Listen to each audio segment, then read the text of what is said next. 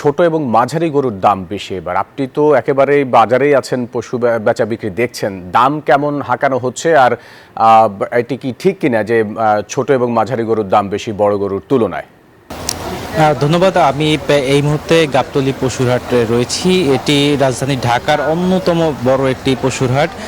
আপনি যেমনটি বলছেন যে ঠিক সেই আমি সকাল থেকে এখানে অবস্থান করছি, আমিও ঠিক একই ধরনের চিত্র দেখেছি। অর্থাৎ মাঝারি এবং ছোট সাইজের যে গরুগুলো রয়েছে সেই গরুগুলোর কিন্তু এইবার কোরবানি ঈদে যারা ক্রেতা রয়েছে ক্রেতাদের চাহিদার শীর্ষে রয়েছে। সে তুলনামূলক যে বড় গরুগুলো রয়েছে, বিশেষ করে খামারে যেই গরুগুলো বড় হয়ে থাকে, বিশেষ করে বিদেশি জাতের অস্ট্রেলিয়া এবং ক্রস জাতের যেই গরুগুলো রয়েছে, যেই গরুগুলো সেই গরুগুলো কিন্তু এইবার কিন্তু খুব একটা চাহিদা দেখা যাচ্ছে না। আপনি দেখতে পাচ্ছেন ক্যামেরার সামনে এখানে অসংখ্য গরু রয়েছে। এগুলো সব বড় সাইজের গরু। এই গরুগুলো 5 লাখ 6 লাখ থেকে কোনো জায়গায় 10 লাখও দাম হাঁকানো হচ্ছে। তবে এই দামের বিপরীতে আসলে ক্রেতাদের তেমন একটা সাড়া দেখা যাচ্ছে না।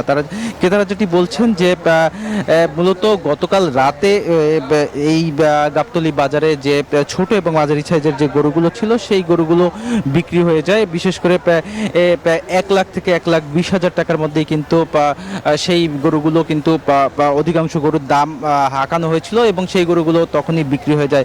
সকাল থেকে আমরা যখন এই গাবতলী পশুরহাটে আসি তখন থেকেই কিন্তু আসলে এই ছোট সাইজের যে গরুগুলো রয়েছে এই গরুগুলোর আমরা বেশ সংকট দেখতে পেয়েছি। তবে ব্যবসায়ীরা যেটা বলছেন, যেহেতু চাহিদা রয়েছে এবং বাজারে যেহেতু ক্রেতাদের উপস্থিতি রয়েছে, সেক্ষেত্রে হয়তো আরও গরু হয়তো বাজারে আসতে পারে। সেক্ষেত্রে হয়তো এই যে সংকট সেই সংকট কেটে যাবে। পাশাপাশি এই যে বড় যে গরুগুলো রয়েছে এই গরুগুলো সম্পর্কে বিক্রেতারা যেটি বলছেন, আসলে এই গরুগুলোর লালন পালনের যে খরচ হয়ে থাকে সেই খরচের তুলনায় আসলে তারা খুব বেশি দাম আসলে চাইছেন না বিক্রেতাদের কাছে। তবে ক্রেতারা আসলে এই ধরনের বড় গরু এই বছর আসলে অন্যান্য বারের তুলনায় যে চাহিদা থাকে বড় গরু কেনা সেই চাহিদা অনেকটাই কম।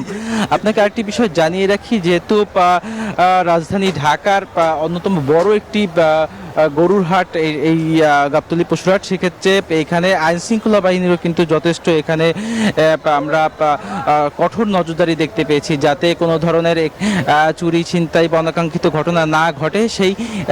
সেই বিষয়টি কিন্তু আইন শৃঙ্খলা বাহিনীর পুলিশ র্যাব বেশ তাদের টহল রয়েছে এখানে। তো এই ছিল আমার কাছে এখন পর্যন্ত গাবতলী পশুর হাট থেকে সর্বশেষ সংবাদ।